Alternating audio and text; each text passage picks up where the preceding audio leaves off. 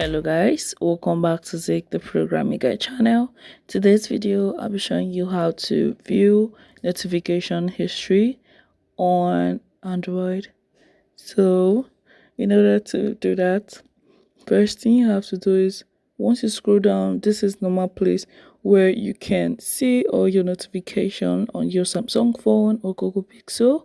So once you do this and you want to really see all the history for your notification, simply go straight to your phone settings and scroll down. You're going to see notification right here.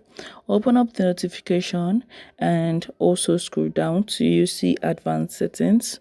Once you see advanced settings, click on it and you're going to see notification history right above. Click on that and you're going to see recently dismissed notification, all the history for last 24 hours. You can see all the notification I received.